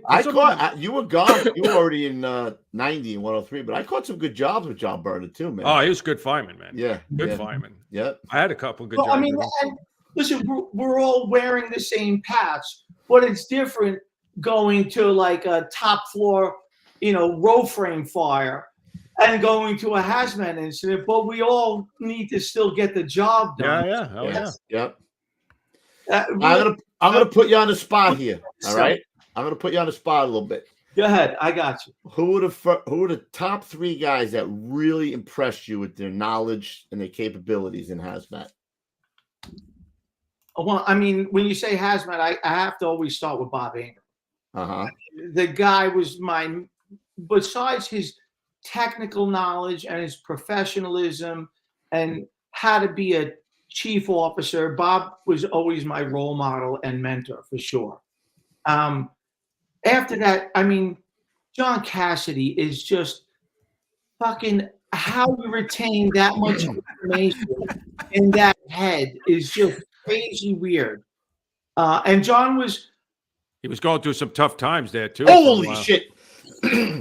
Tough times, man. I heard confession in my office more than once. Oh, so did I. I had it in my office. I had him in my office too. When she wasn't having him arrested? Oh my God. And every time I see him now, I say that woman, because he's with his new girl now, right? So I don't even know if he's married. I guess he is. No, I just saw him last week. Dude, I was telling the chief he lost like 50 pounds. He looks great. He looks great. That's because she's chasing him around the house now. I said, bro, because she still likes you. I say all the time, that girl's still with you? I don't know what the hell she's doing. I say the same thing. I say the same thing to him. I break his chops all the time. Yeah. And who else, Chief? Give me a third guy. Probably Borkowski. Borkowski was super knowledgeable, but also knew the time and place. Right. To, and very calm, like very chilled, laid back. Like, I never see that guy rattled ever. My phone's gonna blow up from 20 other guys who I. I was just gonna say, fuck you, man! You didn't say me. If I had to think about as when I was a boss there, when I came back, Salvo, when he went to he went there. He was Monaco. Like a couple of those guys were like, if I showed up at a scene and they were there, like I really felt comfortable. Yeah. With any scenario that was happening with some of those guys, like legitly, you know what I mean? Like if it was a little weird, you know what I mean? Right. Like you had some real green stuff, with purple smoke or some crazy. It didn't happen often, almost not at all. But when it did happen, I felt like some of those guys, even Chambers, that boob, he was a funny guy, but all those guys was pretty square when it came down to it. Man, I like He was a good kid. Yeah. He might be the senior man there now. I don't know. Of course, you had Big Joey Iovino. Love Joe. Joey wouldn't leave because he didn't want to give his wife any money. He wanted to give his wife his pension. Rokia. Oh, the Rokia. Oh, the funniest, unfunny, most unfunny, funny man. Worst comedian you ever heard? That guy. He was one of my drivers. I'm like, John, you're not funny. You're not funny at all. Justin Ensman wants to know if Larimore made the top 3. Oh, my God. Gotta put some pride back in this company. Come on, Kuby Cubes. I almost killed him one day. I almost broke him in half. I came back from working on the pile for I don't know what it was, like a day. I come up in the kitchen and he starts going, come on, Kuby Cubes, you leave yourself wide open. He's throwing some jibs. Now, what does he weigh, like 120? I picked him up and I body slammed him on the ground and he was like, holy shit, I think you broke his leg. I bounced him off the fucking floor. You know what? And I got to drop a name here who really helped the HazMat Battalion turn into a real battalion was Frank Neglieri. Nags, we were in like a class, like some bullshit ICS class, and Nags was like a senior chief in the 19th Battalion, and they had some trouble in the 19th. And I'm like, hey, brother, why don't you come over here while the dust is settling over there? And Nags is just an old school FDNY fireman who really, I thought, helped bring a lot of credibility and turn the HazMat Battalion into a real battalion. He was a senior man on the job not too long ago. Oh, my gosh. You ain't kidding me. Yeah, man. And I'm still in touch with him. If he could turn back the hands of time, he'd be ready to fucking do another 40 years. Yeah. Like him and my brother would go, my brother's like, that Naglieri's still here because he wanted to be the senior man. Naglieri's still here.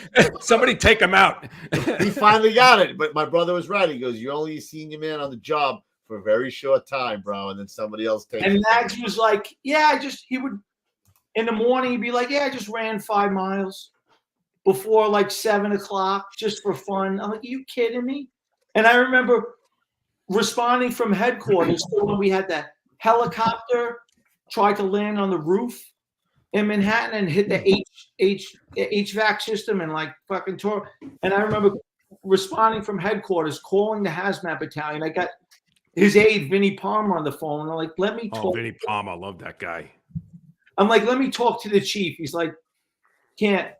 He's up going on his way to the roof. I'm like, what are you doing? He's in the elevator. He's like, no. Nags taking the stairs. 57th floor. He took the fucking stairs to go up there. Like, are you kidding me? How old? The 60s, right? Or late 50s? And then we got back and we're in the locker room. He's like, oh, my back hurts. I'm like, your back hurts. Who takes the stairs? Yeah. He was doing his cardio. Get his cardio in, man. Yeah, love Nags. He was in good shape. I didn't even get the deputy chief yet. Where are we? Wait a minute. And my role model was like, Nags, I'll go to headquarters and deal with the bullshit there. And you go to the firehouses and deal with the bullshit there. Yeah. and it was a good partnership. Oh, so you got before you became deputy, when not deputy, you were the battalion commander, right? Yeah. When Stubby retired? Stubby retired.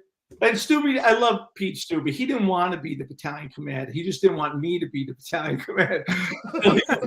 He became the battalion commander because he was the captain of HazMat 1. And then when he retired, I became the battalion commander, working with Ingram and Vinnie Doherty. And honestly, what we had more than any other FDNY unit, we had money. We had grant money. Yeah, especially after 9/11, you had a ton of grant money. Yes, that's what I'm talking. Like, but I mean, but Bob and Vinny and Stan, like the responsibility that comes with that, to make sure that the brothers are responding to another potential September 11th or anything like that with the right training and the right equipment, right? I mean, it was quite a learning curve to sit there and try to understand, like, let's order new SCBAs for everybody. Let's order new chemical protective, like most battalion chiefs don't do shit like that. Like the budget management, the grant management was like a whole lesson in finance that I would have never expected. Mickey from Court Street would have never expected. It used to kill me because I used to talk to Cassidy all the time. You fucking guys would get new rigs. Like every year you'd have a new rig. I'm driving the same squad rig, rescue pumper, that Gonzo can run faster than, and he's getting a new rig. Looked like a junkyard dog going down the block. It was like the ass was out. It was racked sideways. Yeah, it was going crabbing. sideways. They call it crabbing, you know? Yeah. Crabbing.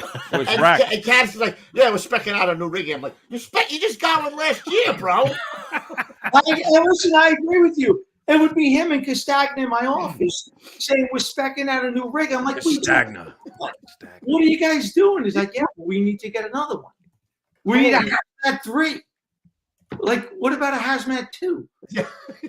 I like the old Ruffy. Remember the second piece that had the boom crane on it? I don't think I ever saw the music. I don't know what it was for. Never one time did I ever see that crane. Never one time. Yeah. No, but I mean that was an important part. We had and we would piss many staff chiefs at headquarters off about, like, why do you have all the money?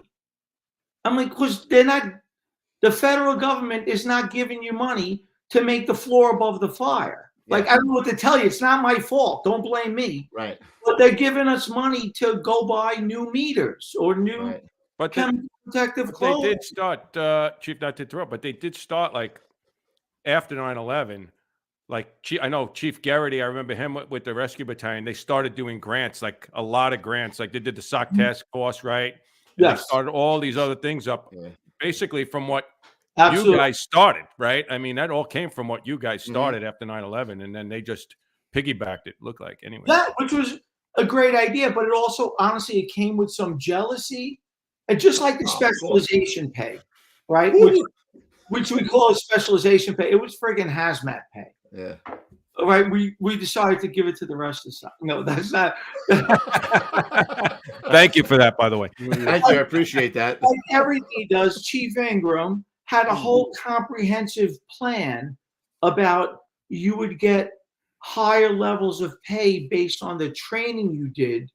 And then the UFA, I don't know where they came up. All of a sudden, it was like 12% for everybody. Like the whole master comprehensive plan went out the window. Yeah. They must have sat around the kitchen table and came up with their own plan. But that came with obviously a lot of good things, and then it came with a lot of jealousy. Well, you know what guys didn't realize? Like, you're off the chart going to Colorado, you're going to New Mexico. You're taking a lot of time away from your family, you know. So if the higher you get trained, the higher level you get trained, you should be compensated for it. I never understood why guys would fight that, you know. Plus, you had the option. You could get it. You know, you didn't have to be. You could go, like Chief said, you could go to the engines, the tech engines, which a lot of guys do now, if they don't want to do all the other specialized pay, high angle, and all this other stuff that we did. You know, it's a lot of stuff that goes in there. You know, it's double-edged sword. And listen, it goes back to back in the 80s, they wanted a chauffeur pay, right? How much problems did that create? All for $3 a tour. Yeah. All great things. We just do them in a difficult. Yeah, even CFR pay, right? It's peanuts, man. It's like $50, $40 a tour, whatever the heck it was. Unless you go 12%, 3%, and 3%. Take it easy. We're in a family show here. You know what I mean? You know what I mean? As a fireman, that's what I'm saying, rookie. And listen, and I would always be able, like, listen, guys, you want to talk? I'm all good, because you know who's not getting specialization pay? The deputy chief did not, because it stopped at battalion chief. Oh man, that overtime out the window. Sorry, I'm gonna miss. He struck him out. And I remember, and I didn't even bring it up, but Chief Cassano, Commissioner Cassano, who grew up on Second Place, another Court Street boy, called me in his office. He's like, Nick, don't even think about it. If you get that, you'll be making more than me, and that's not happening. Well, Chief, you could come to a hazmat class and go. Court Street Sally.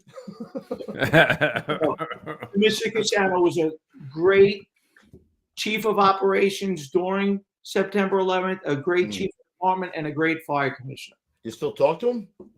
No, we met for lunch one time down in Vinny's on Smith Street down there, and it was like, me and Castagna walked in for lunch after a headquarters meeting, and it was Cassano, Kilduff. Oh my gosh! Ed, you mean Ed, right? You need Ed. Luke calls him Ed. I call him Ed. Luke calls him Ed. we're like this. Yeah. That's Lou's on top there.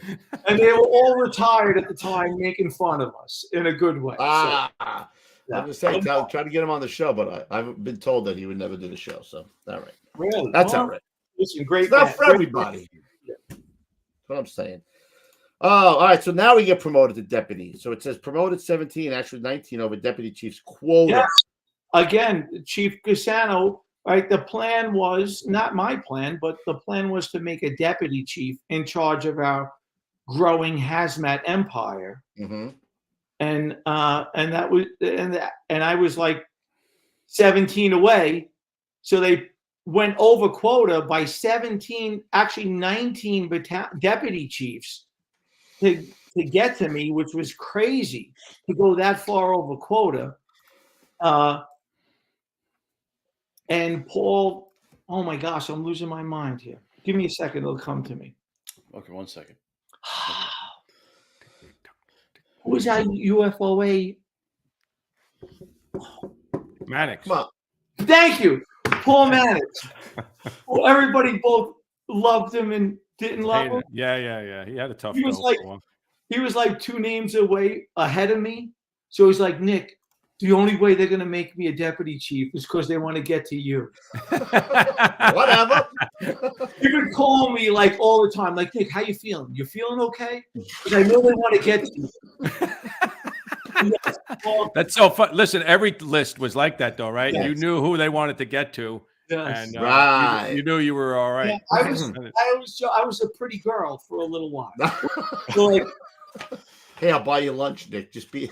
yeah. So yeah. So and also Bob Ingram. I guess I don't know if Bob was just worn down or he was just ready to start a new endeavor to help stand up the Fort Taunton Center for Disaster Preparedness and Terrorism. And, you know, Bob was already nationally recognized. So he handed the baton to me to take over HazMat while he went there to stand up that facility and that operation. And we worked great together, bringing those two together also. So, yeah, that was a big deal. That was in 2007. So I was the chief of HazMat from 2007 to 2019, and the quickest 12 years of my life. So technically, you were Ingram's boss. Technically, I was Ingram's boss. Not really. You get the coffee. You go get coffee, Bob. I like it with cream. Bob. He's like, nah. My ego was never that big. And Gonzo, if you could put up there, the office I sat in was Jack Fanning's office. Right. So Chief Fanning, who was the chief in charge of FDNY HazMat on September 11th. And I always take this quote. Jack testified in front of Congress on the Nunluga Dominici Committee. And after responding to the Oklahoma City bombing, and this is a quote from him to Congress in like 1998, 1999, where he talks about how the fire service has progressed in responding to terrorist events, and then talks about how firefighters and other responders will be at the site of future terrorist attacks within minutes, and some quite possibly becoming victims themselves. And Jack was a victim. Wow, that's crazy, man. September 11th. Right. And I never met Jack Fanning. I didn't know Jack Fanning, but I sat in his office and sat behind his desk and had this quote under the glass and made me think like, holy shit, I better do a good job here. Big shoes, right? Yeah. I remember going to classes early on, right before we became a squad. We had to take the HazMat class. And I remember Phil talking about mass casualties, and they were speaking in like 30 to 50. So when 300 guys were killed on island, like that is just like astronomical compared to what their worst case scenario would be. 30 to 50 firefighters lost as a mass casualty. I'm like, holy shit, you know, it's just crazy. And even after September 11th, and we were doing all that training on like a suicide bomber in the subway and a car bomb at Times Square, and I was ready to go on my game for all of that. And then we would do like a pandemic. I'm like, bullshit, that could never happen. Bullshit. And then you got the Ebola, right? And then you went, here's my retirement paper. Yeah. Oh, he got the Ebola in 2014. He got out just before, same as me. Perfect timing. You gotta know when you don't, you gotta know when you don't know. It's all timing, Chief. It's all timing. Yeah. There's no way a pandemic could travel the whole world and kill millions of people. Yeah. Hey. Did you have Phil McCardle's coveralls under your glasses? We're gonna have him on in a couple of weeks. So we're gonna hit. I think I'm gonna try and wear a one piece. Oh, dude, that'd be great. Let's try to find a Ghostbuster one to wear. I just knew Phil was the Jesus of hazardous. And nice. I like it. Hazardous. That's Jesus awesome. of hazardous. Somebody asked how many HazMat chiefs there are. There's like what, 3 chiefs and one. You have the 4th chief, like SOC does. How many battalion chiefs? When I left there, I think we had 5 or 6. I think we had 6. Right. Doing the chart, and then we always had an admin guy taking care of everything from training to purchasing and right. And all one deputy chiefs and one deputy chief. And proudly, Danny Murray is there as the. Danny Murray's the deputy now? Yes. What? When I left, he's like, yeah, Nick, I might do like 6 months to a year. And now it's like 5 years later. And Danny's still. He's a good dude, though, man. He's squad dude. Yeah. Danny Murray. Squad 18 to those guys, and they created on the job with him. Yeah. Mm-hmm. That's great, Danny Murray. Is that cold by now? Why am I laughing with all these hazmat guys? If I laugh a lot, we got the hazmat guys on. I didn't think so. It's because the methyl ethyl bad shit. That's why. Methyl ethyl bad shit. Get the chief. Go ahead. One more. It's such a different ball of wax than like everyone knows how to put out a fire better, right? Like, oh no, they should have done this, and when it comes to hazmat incidents, I swear to you, I could have told them to take your pants off and dance around, and they would have done it. Like, I remember that's why the Lexington Avenue, and when I first became the chief of hazmat, it was probably 2007 2008. There was a steam pipe explosion right outside of Grand Central Station, and of course, we all thought it was a terrorist incident. Turns out it was a steam pipe that released asbestos, like steam pipes do. And I remember responding with Car 11 Bravo from Hauppauge. You know, so by the time I get to Grand Central Terminal, you know, most of it's done, and get to the command post, and all the brass is there, and they're like, Nick, glad you're here. We have a plan. We have 200 firefighters over there. They're contaminated with asbestos, and their turnout gear is over there. That stuff used to drive me crazy. And you know what we're going to do, Nick? We're going to have them put their turnout gear back on, and we have a tower ladder set up, and they're going to walk through the tower ladder water to get I'm like, respectfully, chiefs, we already have their gear off them. Was this part of the explosion? Because I was looking. It is. Oh, okay. And I remember talking to the chief of operations. I'm like, that's a terrible plan. And he's like, Nick, really? You show up here with 2 minutes left in the fourth quarter, and you think you're going to change everything? Why would you put the gear back on? That's what I said. I'm not even a chief, and that makes no sense to me. That whole decon stuff, like when it came to that, bring the decon trailer. I had more shit on my gear that was more hazardous than any little bit of asbestos that was on me. For God's sakes.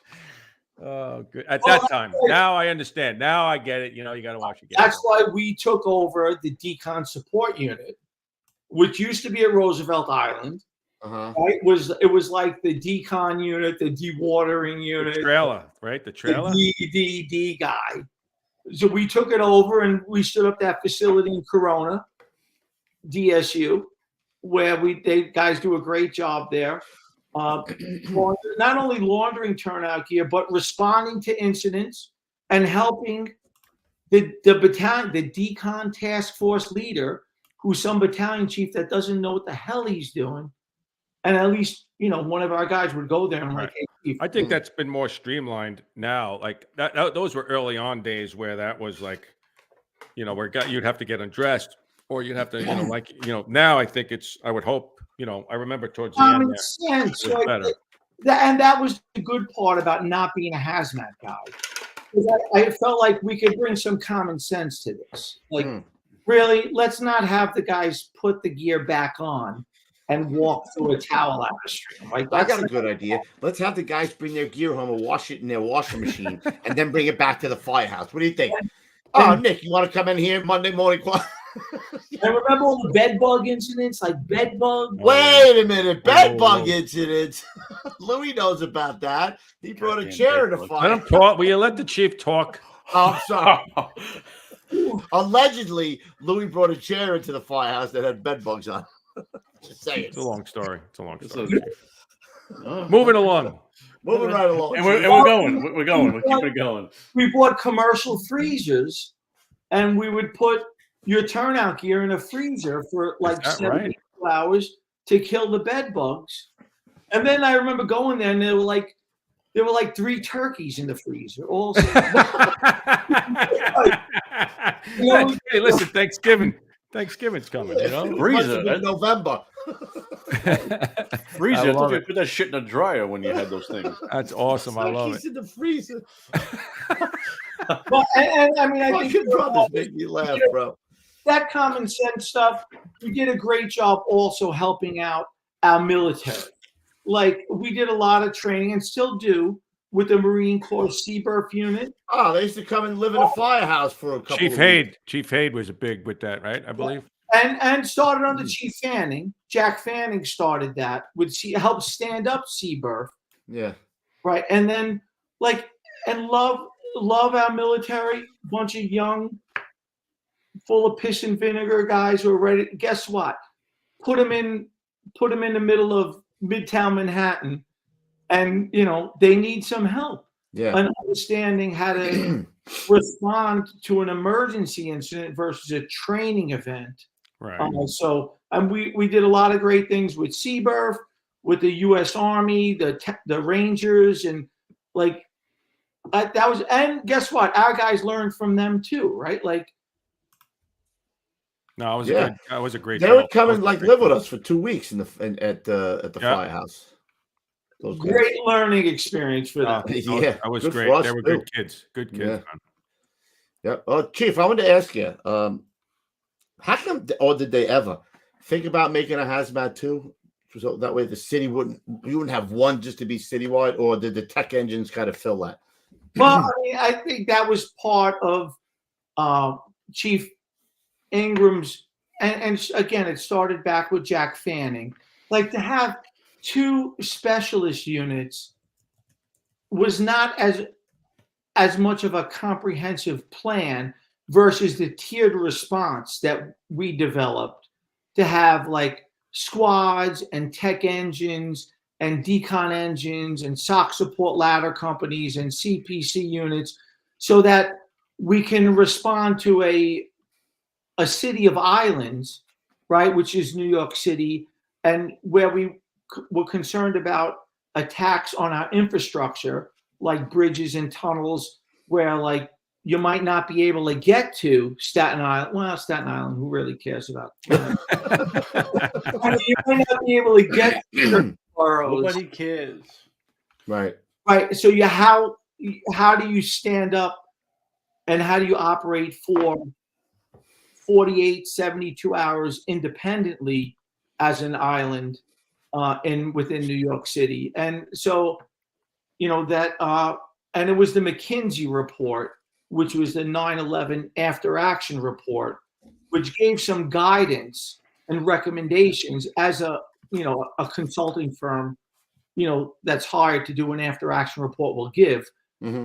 And then Ingram took Jack Fanning's vision and implemented it through a tiered response, far more comprehensive than just having 2 hazmat units. And listen, as much as I love them, we have enough challenges with 2 of those. I was going to say, forget it. I lost my hair. You saw my hair before. You know what, Chief? I was just thinking about that. We've had a lot of guys on the show. I don't think I've heard another fireman from another city talk that they have that same type of a scenario, right? Are we the only city that has that type of a response like that? Or is there other cities like that? Do you know? I think, as being an instructor through the IAFF and teaching nationally, I think some cities have tried to mimic us, but there's nothing like New York City. And a lot of it comes from, the lessons we've learned and the funding, it's follow the money. These cities don't have the funding that we were able to get in New York City post 9/11. Right.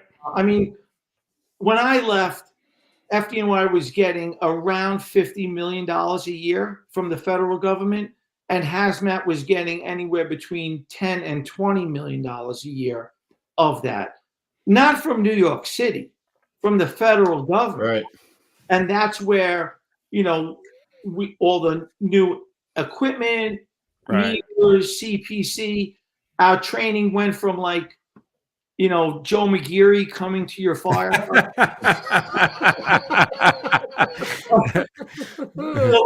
let's bring the guys out to the Rock on overtime. Georgie Hogue, Zeke coming out and fixing your meters. Georgie Howe, and Turns out we Regan. learn better on overtime. Yeah, absolutely. And we played Jeopardy. Yeah. Well, But they made it great. I have to say, they made it fun. They did. and classes like Semi-fun. and I've always been a big advocate of HazMat IQ, which was a system that two guys I knew from in the instructor world, Chris Aguirre, who was a lieutenant in Miami-Dade, and Joe Gorman, who was a fireman in Fairfax, developed a system for firefighters, not for chemical engineers. Like, what am I worried about? What should I be wearing? What meter should I be bringing? Like, let's just get to the down and dirty of that, which, I mean, I always thought that's who we really are. We're not, and Chris Aguirre always would talk about, like, we're not geologists, we're bricklayers, right? If you want a wall built, you hire a bricklayer, you don't hire a geologist, right? Like, that's who we are. Anyway. No, I agree. Actually, when you think about it, it's actually a pretty ingenious idea to have HazMat at the head and a whole tiered system where you have the squads, the rescues.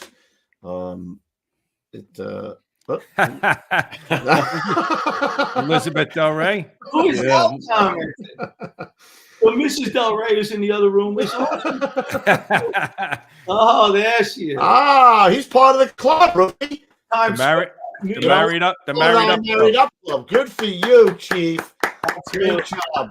And that's why I live in Annapolis, Maryland. I would move to Oshkosh if I had a wife like that. You kidding me, bro? Come on, good for you.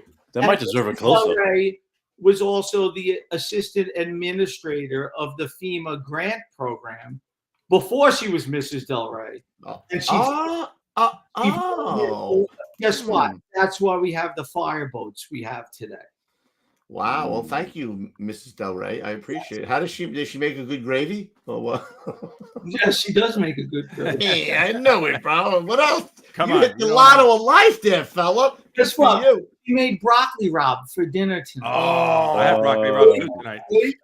You son of a Look at you, son of a gun. You hit the lotto of life there, my friend. I mean, a lot of the, being part of FEMA and in charge of the grants in FEMA, she was able to, and that was before she married me anyway.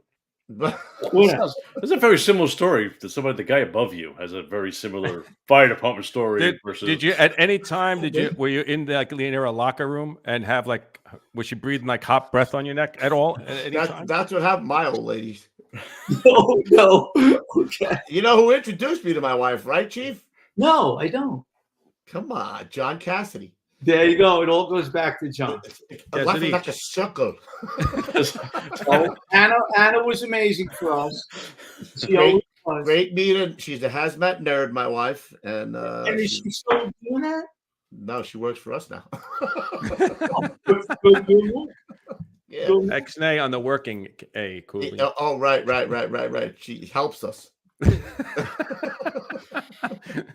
Because she really doesn't get paid. When I retired, I went to work for Federal Resources, and we were supplying equipment and training to first responders and all branches of the military, and it was all good. But Jesus, it was so corporate. Oh my gosh! What are your margins? What's your GP? Yeah. What's your EBITDA? I'm like, EBITDA. I don't know about that. Follow the money. It was just it was more than Chief Del Rey wanted. Court Street, Nikki, call it sauce. No way. No way. Or gravy. No what is way. it? I don't know. Nice. All right, so give us a quick, a little brief update. What are you doing since you retired besides eating broccoli rabe and moving down to Annapolis? What are you doing? No, officially retired from the private industry in December. I retired from FDNY in 2019. I figured I'll go to work for another year or two. 4.5 years later, I was a director of training for Federal Resources, and then we got bought over by Noble, which was Federal Resources was a fun company to work for. Noble, Not so much. It was more about the money. But yeah, there's when COVID hit, we supported FDNY by selling them a shit ton of electrostatic sprayers. Maybe came to your firehouse and the decon task force came to decon your firehouse from COVID. That shit was nuts. Turned a $400 million company into a $1.1 billion. Amazing. Even in downtimes, people make money, Ruffy. You got to figure it out. Maybe there was a little extra something in the Chief's stocking. You know what I mean? Stocking. Anyway. Look at him. It's like, anyway. Anywho, moving on. Let's move on. Buy this cap. In December of 2023, they made me an offer I couldn't refuse. Oh. And you were like this. Like, see you later, guys. Like, literally, I couldn't refuse. They're like, no, you're fired now. Oh, that kind of offer. How fast they forget. Did you tell them that your father owns a social club? I don't know if you told them. No. And a fish joint? I was ready to go. You're ready to go anyway. So now we're in the Poconos, and the pontoon boat's going in the lake. Oh, you live in lodge. Living Broccoli Rob, riding around the pontoon boat. And you know, and then you can't. How many of our brothers never have Amen. To do that? So, you know what I'm saying? You sign the cross from a good Catholic boy. Mm. You know? I say it all the time, Chief. You know, sometimes it ain't all about the shekels. You got to enjoy yourself. We don't have much time. We're wasting the clock. You don't want to be the richest guy in the cemetery. No, there's no drawers in coffins. I can tell you that much. You ain't taking it with you. Oh no, life's good. Got the woman I love. Got a beautiful wife. Yeah. I had two beautiful young men who are now engineers. They're 29 and 26. Now you're just waiting for the grandbabies. She's got two more. So now I got 4 boys. We only make boys. And our boys are the same age, 29, 26. Get out of here. So we had kids together just with different people. It happens. So life's good. You're talking to a guy who did it 3 times. So come on. Third time's a charm, though. If first you don't succeed, try again. And try and keep trying. Yes. 4 boys, but none of them, I'm still not a grandfather. So like, I was going to say soon. Start whip them. That's what I'm saying. Come on. Right. I think I know what time it is, Gons. I don't know what time it is. What time is it? Oh, you know what time it is. Oh, I know what time it is. It is time for the oil tip of the day. Yay. Take it away, Chief. Boom. All right, I got a couple, but I'm gonna try to keep a minimum. No. You got as many as you want. I was worried that we were gonna be able to talk time. Oh, we still have the one we have banked. Listen, you gotta leave it better than you found it. Right? That's a simple one. Right? Leave it better than you found it is an important tip. And you can do that. Right? But I want to get a little bit deeper for a second. So there's a concept that we're all vulnerable to, and it's called normalization of deviance. Right? I know that sounds a little deep, but it's basically when you start taking shortcuts, and when that shortcut becomes the new way you do things, at some point that's going to bite you. Right? So don't take shortcuts. Don't normalize the way you deviate from the way you're supposed to do things. And that's a normal human thing to do, especially under time pressured situations, which that's what we deal with.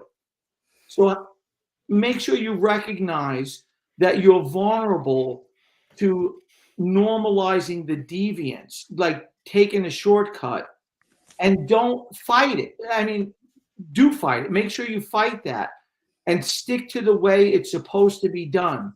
Because when you don't wear your gloves or you don't wear your waist strap or some shortcut that you figured out better, for me, it was as a new lieutenant, I wouldn't wear a seatbelt. I put my feet up on the dashboard because the seatbelt was going to get in my way.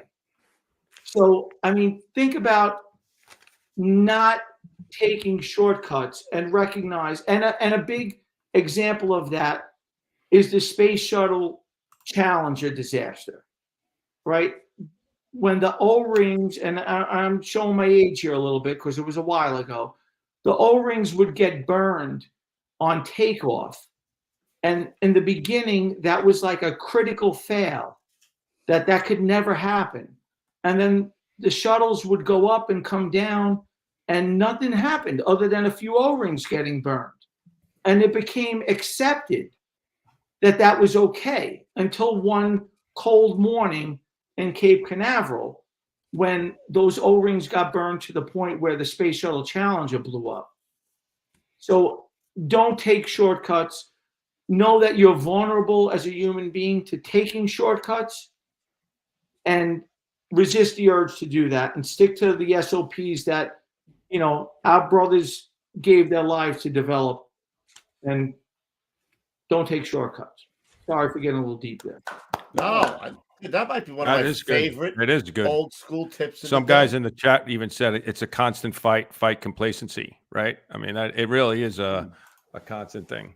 And go ahead, brother, flash that up. Yeah, there we go. This is at the gym at the Rock, which I would visit the gym once in a while.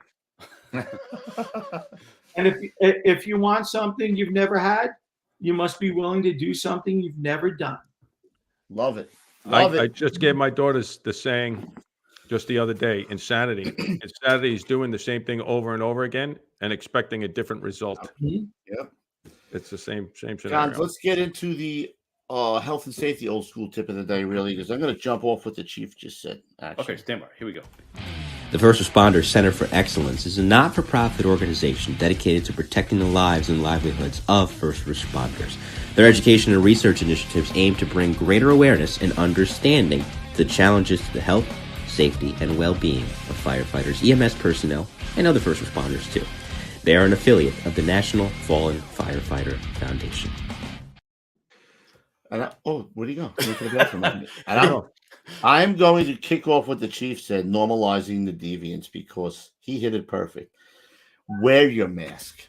Don't get complacent. I know it's a car fire. I know you're overhauling. I know it looks cool to get the snot hanging out of your nose.